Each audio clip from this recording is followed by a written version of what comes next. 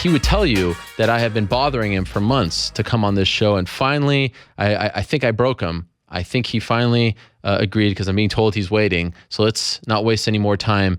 Being joined right now on the phone by the Hall of Famer, former UFC welterweight champion, the one and only Matt Hughes. Matt, are you there?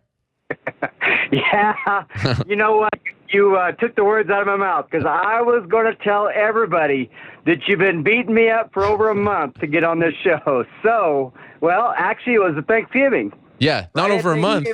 You're being too kind. It's been like 5 months. I actually went back and looked at my text, and there's like a string of 7 unanswered texts. I'm like, hey, Matt, what's up? And you know what's funny about your situation? I can actually see when you read the text because it says, and you still didn't reply to me. I was probably driving or something. Yeah. We'll say that. Yeah, sure you were. Why? So let me ask you this: Why were you so quiet lately? Like, why were you so reluctant to speak? Because I've just been enjoying everything I'm doing now, and kind of got out of the MMA, and it kind of felt refreshing, and I didn't want anything brought back up again. So okay. I was just happy to be an everyday guy. Fair enough. Why are you talking now? Because I like you. All right, I'll take that. Thank you. I appreciate that. So let me ask you right off the top. Were you surprised when you parted ways with the UFC? Were you surprised when that came down? Yeah, I was. I was totally understood it, but I was surprised. I don't think Dana is able to run the UFC like he used to. Yeah. He's sold so much of it that he just doesn't have that control. So I was still a little surprised, but totally get what happened. And when you have a corporate buyout like that, that's what happens. They start figuring out how to save money. Any hard feelings on your side of things? I wouldn't say that. I wish things were different. Right. I'm human, like everything else. But Dana and I still text a little bit. I'm going out there. This weekend. I'm going to Dallas for some stuff. Oh. And then the next weekend is the gym opening. They're flying me out there. I guess one of the boardrooms. They've got like 7 or 8 boardrooms, and each boardroom has a certain fighter. I think there's a Muhammad Ali boardroom, a Bruce Lee boardroom, and there happens to be a Matt Hughes boardroom. So I'll go out there for the opening of the big complex out there. Yep. And we're Dana and I've been around together a long time, and we're family, and we can disagree and still go to supper that night and get along fine. If you don't mind me asking, how did it go down? He called me. Okay. Called me up and said, "This is what's going on." Okay. And I kind of knew ahead of time. See, Halloween, me and my family went out there, and we stayed at Red Rock and spent most of the time at Dana's house. My kids love being around Dana's kids. Mm-hmm. So that's what we did. And I asked him, I go, "Hey, how's this looking? What's going on?" And he goes, "Well, they're beating down my door. I've still got some control to do this and do that. I've been trying to save as many people as I can." So I knew about that Halloween weekend, and then Thanksgiving, right around Thanksgiving, I got a call from Dana saying, "Hey, this is what's going on." Okay. And obviously this was your job. This is how you made a living. Without getting too personal, I mean, were you okay? Did you have a fallback plan? Was it a complete shock to your family? How was it received? It was all right. I mean, the good thing about the UFC is I wasn't spending any of my money. I was still spending their money. So now I'm just kind of spending my own money. Okay. And the UFC has been very, very, very good to me. I don't have to work unless I want to, and of course I work every day because I would go crazy if I didn't. So everything's good on my end financially. We're fine, just like we were before. It was just nice spending somebody else's money. Right, of course. So you say that you are still working. What are you doing day to day these days? I love working with my hands. When I wake up in the morning, the first thing I want to do is get my hands dirty. And when I go to bed at night, what I think about is what I'm going to do the next day. So right now I'm helping a guy. He does several things. and I'm just working with my hands. I just pulled away from his place, and I put a new hub on a piece of machinery. So I changed some bearings, and I love it. I'm also got my hands. There's a company called Strike Tech. They put sensors. They got little 1-inch sensors that can go inside your wraps or your gloves, and they can monitor how fast you are and what power you hit something. Wow. So I'm helping that company out as well. So that's kind of keep my foot in the door, and also still helping the UFC, doing gym openings for UFC gym and this and that. But so I'm still somewhat close to the game, but I enjoy my day-to-day hard work. Okay. Are you doing farming and things like that as well? Yep. He's a farmer, so I help him with the farm. Okay. So obviously, I have to ask you about this. There was a clip that came out around, I'd say maybe a month and a half, 2 months ago, a little less than 2 months ago, and you did an interview with Joe Buck. Now, that full interview hasn't come out yet, but they released a snippet of the interview in which it appeared as though you were expressing interest in fighting again, and you hinted that you were interested in fighting someone who he had previously interviewed, and he's only interviewed 2 other MMA fighters to the best of my knowledge, just doing a little investigation there. George St. Pierre, who of course you have a connection with, and Royce Gracie, who you have a connection with. Now, George is now contracted to the UFC. And so before getting into the opponent stuff and all that, are you seriously considering a comeback? I would love to come back. I didn't want to retire in the first place. Dana thought it was the best thing for me, and so did my stinking wife. Ariel, here, are you married? I am. Yes, I am. I am. So when did you lose your life? 2008. 2008. Okay. So my wife said she didn't want me to fight anymore. It wasn't as fun when I was just out kicking ass. She didn't like the worry. And Dana kind of said the same thing, so that's why I got retired. That's why I went retired, and I would love to go out and fight again. You know, my problem is I lost my last 2 fights, and that's the only thing I think about is those stinking losses. Wow. So since that clip came out, I mean, that was kind of a way to test the waters. Did you receive any offers? Oh yeah, you know this. I don't have to tell you. Everybody that has fought a fight in the UFC has challenged me and told me to fight them. So you know this. I'm not telling you anything you don't know. Yes, I know, David. Aaron, you know more than I do. Why are you asking me questions? Well, because sometimes I like to hear, from the horse's mouth. Now, what about promoters? Have they contacted you saying we'd love to have you fight for us? Not really. Okay. Not really. Does that disappoint you? I'm not really shaking the tree real hard. I'm just kind of having fun with it right now. Okay. But if you got a good deal, you would come back. If I got a good deal, yeah, I would. And you know what? What would be fun for me is fighting with one of my old buddies, like Chuck Liddell. If he came out of retirement, I think it would be a blast if him and I were on the same card. So yeah. So there has also been some talk of Chuck. I mean, some photos have surfaced of him appearing to be in great shape. Have you guys, have you gone on a call and talked to him about this plan? Is he on board as well?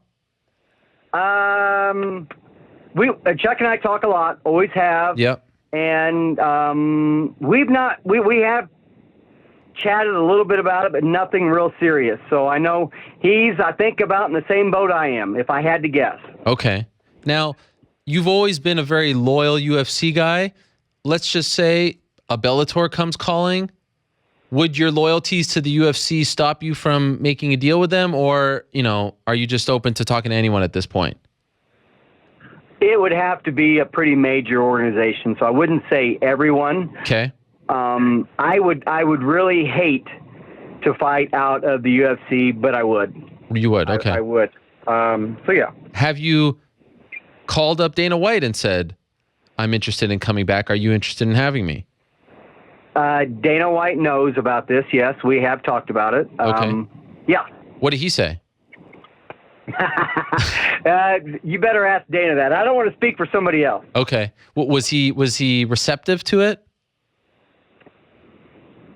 You're asking me the same question again. Sometimes I try to, you got to come around with the left, maybe with the right. You never know when you can catch someone. But I mean, clearly you're still very sharp, Matt. So 43 years young. Okay. Is it only hoist that you're interested in, or would you be interested in, Hoist. Yeah. Who said hoist? You said hoist. I did say hoist. You're right. You're Okay. okay. So I didn't know he'd said any names. okay. Who are you interested? Do you have an ideal? I don't want to say that. Okay. I don't want to speak too much, Did you see that Hoist Gracie came out and said that he wants to fight you as well? Yes, I think I did. I did see that. Yeah. Along with 20 other people that said they want to fight me. That is true. But in your mind, you don't have to tell us, but in your mind, do you have an ideal scenario for this fight? Yeah, of course I would have like a list. Okay. This is who I'd want to fight first, and this is who I wouldn't want to fight. Yeah. So yeah, I would say there's a list. We hear in combat sports a lot, how hard it is to say goodbye, the roar of the crowd and the adrenaline and things like that. Is this something that you've wrestled with? I mean, when you would go to those UFC events, was it internally hard for you to watch it, to be a part of it and not be in the cage?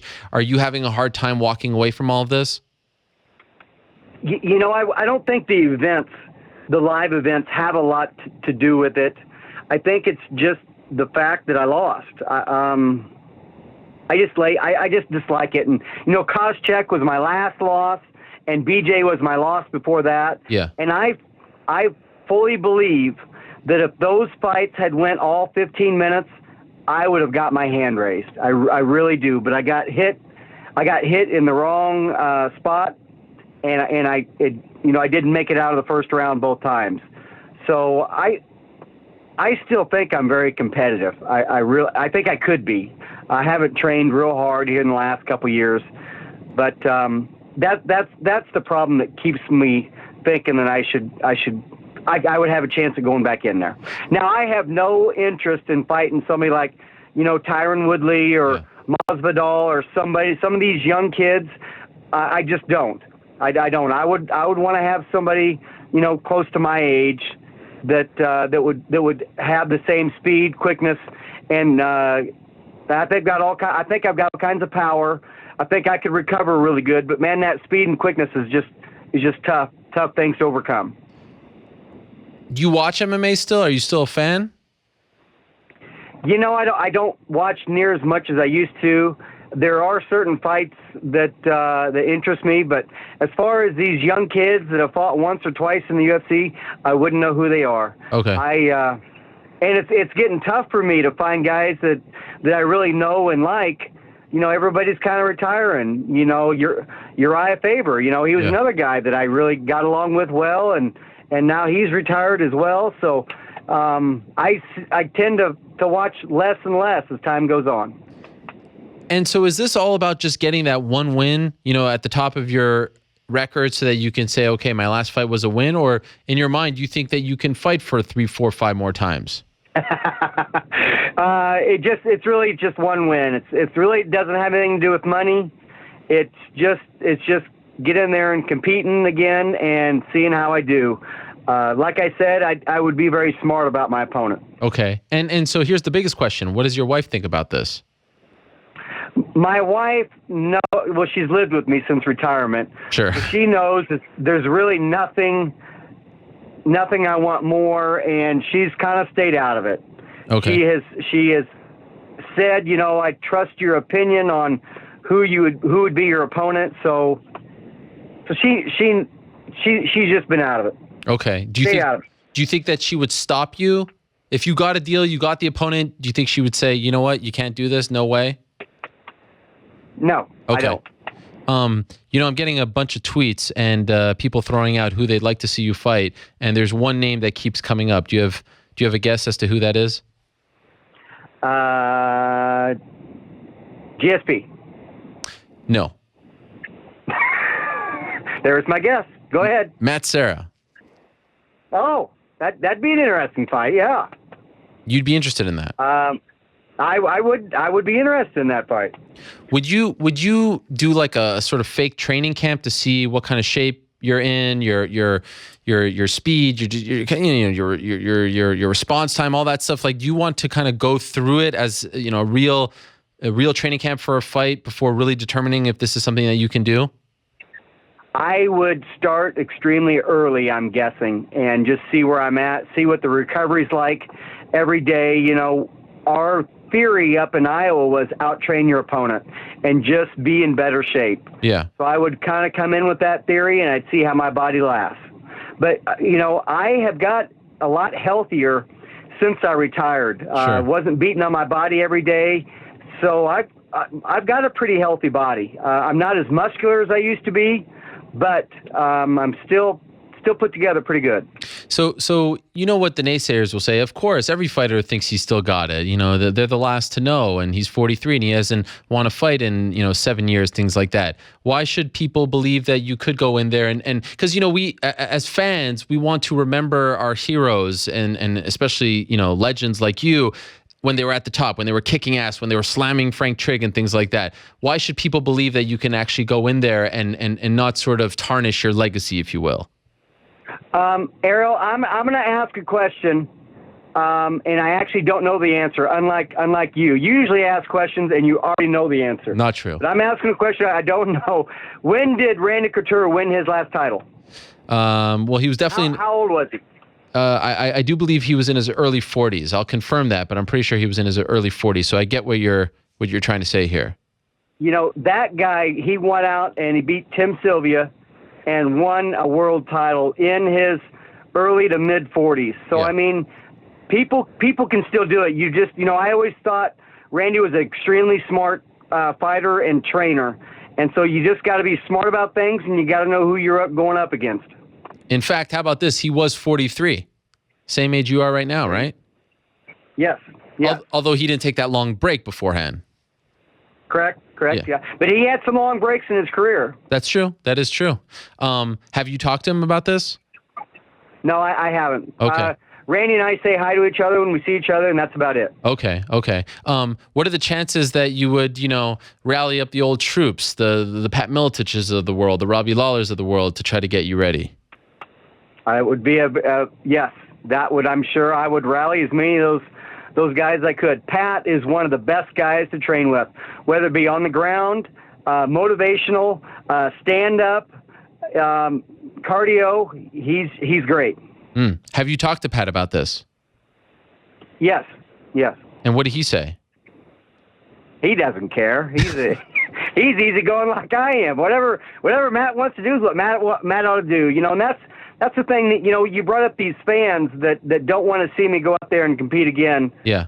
That's their opinion. If that's what they want, that's fine. And if they don't want to watch me if I do compete again, then that's their prerogative. Right. But let me be me. Sure. I'm going to let them do whatever they want, but they've got to let me be me. Voice your opinion, but come fight night, do whatever you want.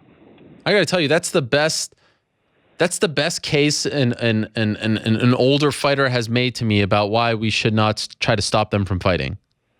It's your life. You don't tell us what to do. Why should we tell you what to do? Well, thank you for agreeing with me. You're a smart guy. I like it when you agree with me. But do you have any concerns about your health? No. About my health? No. None really whatsoever. I'd say I'm just like I used to be. I don't have any punch drunk or anything like that. I'm pretty healthy, physically and mentally. Okay. Did you watch Royce Gracie's last fight? Yeah, I was there. I was down in Houston, I believe. Yeah, I was there. You were there? What were you doing there? Yeah. Just watching. Wow. You were scouting even back then? No, there was no plans of me coming out. I was with the UFC. I had no plans of coming out of retirement. I know. So what were you doing? I got friends down there, and I like Texas, so I went down there and got some tickets and went to the fight. What'd you think? What'd you think of his performance? Well, it was pretty quick. Yeah. And I would have liked to have seen a whole round or a whole fight, but we didn't. So yeah. So could I ask you? What? Go ahead. Wasn't much to see, is what I'm trying to say. If he is at the top of that list, why is he even there? Since you beat him, rather convincingly. Well, I never said he was at the top of that list. I said if he is. But if I remember what you said.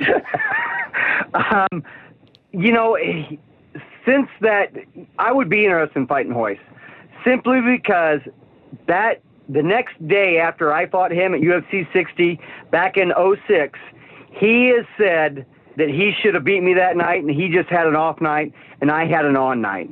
So he has said that this whole time, that he would love to fight me again. So if that's the case, I'd give the guy a chance. Is he at the top of the list, number one? I thought I've already avoided this question. Vitor Belfort has said that he would like to see a Legends division in the UFC. What do you think of this idea? I don't know about that. I just don't know. You know, the older guys would have fans out there, you know, that would tune in a little bit. So you would maybe bring some fans back. You know, I do think, you know, with the Reebok deal, they have turned some people away from the UFC. And some other things, you know, they've turned pretty corporate nowadays. So I think you would get some fans back, you know, if you had some older guys in there in you know 2 or 3 times a year you have an older matchup or something. I just don't see how it could hurt. But you know, I'm not running the UFC, and surely the UFC has bean counters that figure stuff like that out, and everything else. So that's obviously up to them. Do you long for the old days of the UFC? Like, do you miss the old UFC the way it was? I am so glad that I competed when I did with the UFC, because it's just not the same anymore. It was all about a family back then. Yeah. When I won the title in 01, of course, the UFC had just been bought in early that year by the Fertittas and Dana. So they were just new to it, and it was just a great deal for me. And now it's just not that way. And I don't mean to talk bad about the fighters, and I'm not going to name anybody specifically, but it just seems like they're just in it for the money, and they're all kind of money hungry, it seems like. And back then, with me and the rest of the guys, we were just in there to compete. We just loved it. The money was second, and now it seems the money's first. Do you kind of wish that the money was first? Like in other words? No. Now it seems like the money is first. Yeah. Competition is second. And back when I was competing, it was a competition first and the money second. No, I understand, but once you hear what some of these fighters are making now, do you say like, oh man, I wish I fought in this era because I'd be making millions and millions and millions? I'm happy with what I got paid. I've never really went to the UFC and said, hey, I need paid more. I have went to the UFC and said, this is what somebody would give me, but I've never went to them and said, hey, I want more money. Right. Did you ever seriously consider leaving? Were you ever, enticed by a really big offer by a competitor? No, I was not. And I've had big offers before, but I just never was. Yeah. UFC's always been good to me. They've always been home and family, and that's the way it was. One time, I was out of contract after a win, and if you go to the post-fight press conferences, you'll see that Dana White, before I fought Chris Lytle, Dana White came to my room that day and said, hey, we got a new deal for you, and we signed, basically him and I handshook before I fought Chris. So actually the deal got inked after I fought Chris. Wow. And the lawyers missed it on re-signing me before my last fight.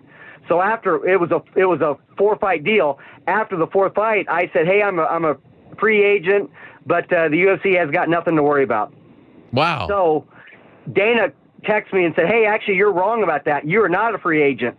And I text right back and said, Dana, if you go look at the dates, we talked about that before Chris Lytle, and it got signed after Chris Lytle, but the Chris Lytle fight was the first fight of that contract. And then he texted back and said, you're right. What do we need to do to get you under contract? And I just said, hey, give me the same deal I had the 4 fights before. What? So why the same? Get a raise. Because I was happy. Wow. And that kind of explains why he was so loyal to you for so many years, right? Yep. Are you surprised to see GSP back? I kind of am. The guy, he went out with his hand up in the air, and a lot of us don't do that. He went out with the belt, and I just don't know why he wants to tarnish that record when he is going out with everything. And, he's coming off a long layoff, and it just really strikes me as odd. The thing I would wish for every successful fighter is to go out with their hand in the air. He's doing that and still coming back. So I just wish him the best. But things aren't going to be the same. The sport's evolved. Do you think he has a chance against Bisping? Do you favor him in the fight? The George St. Pierre that beat me would win. The George St. Pierre that went against maybe Johnny Hendricks this last fight. Yeah. I don't know. Okay. So I just don't know. While we have you and just reminiscing before I let you go, I'll promise I'll let you go in 2 minutes. What was your favorite moment of your career? Is there a moment that sticks out when you were happiest? Yep. My win against BJ Penn. You know, I love roller coaster rides, and BJ at that end of that first round had me in a bad situation. I actually prayed in the last of that round and said, "Hey, you get me to the next round, God, and I'll try and do my best." Wow. And got to the next round, and BJ was tuckered out at the start of the second round, and I was on fire. Wow. That's amazing. And it's amazing. That was, 11 years ago, I think, right? 2006? Crazy. Yeah, I don't know. You're the one with the stats right in front of you. I'm just sitting in my truck. Sure. How do you feel about BJ being back, considering how he looked in his last fight? I like BJ. We get along really well now. Yeah. He's got a great personality. I wish he would just find the right opponent. Right. You know, I've always told him, "Hey, BJ, you're so good on the ground. Find an older Brazilian that's not going to have, Brazilians typically don't have the best cardio. Find an old Brazilian that's not going to be in the best of shape, that's going to want to be on the ground, and kind of get your hand in the air and go out that way." But BJ is such a competitor that he wants to fight the best out there. That's just the way he's always been. And my hat goes off to him for being that way, but I just wish he would be kind of a little smarter about it and really, really choose the right opponent. So he's fighting Dennis Seaver, an older guy, not Brazilian, German. Do you like this matchup a little more? I do.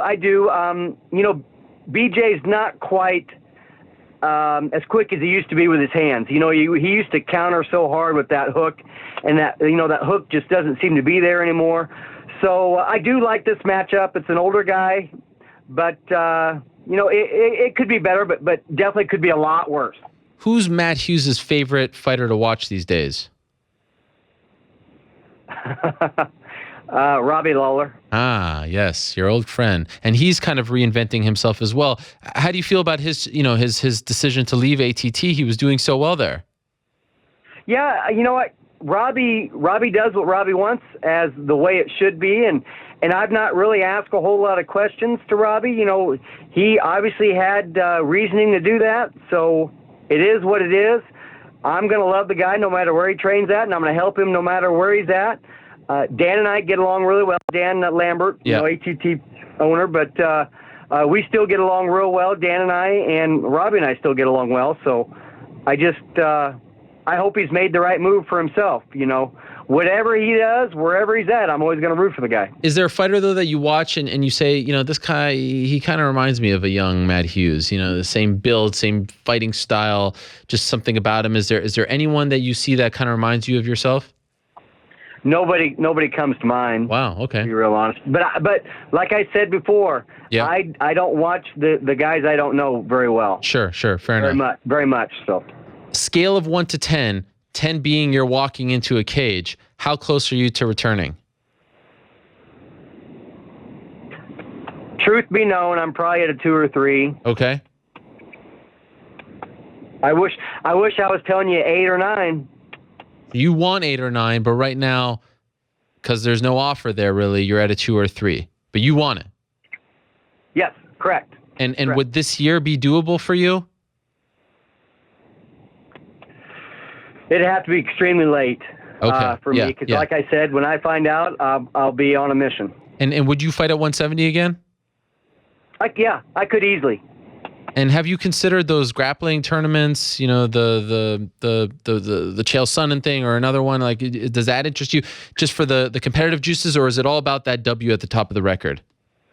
Probably more the W at the top of the record. Okay. I am supposed to grapple Renzo Gracie over in Finland, but I've not heard back from the guy, Okay. Abu Dhabi Combat Club, so I don't even know if that's still a go or not. Okay. We'll have to see. Last question for you, Matt. Yeah, go ahead. That doesn't interest me near as much as a fight. Go ahead with your last question. Okay, last question. And again, thank you so much for this. I really appreciate it. It's always great to talk to you.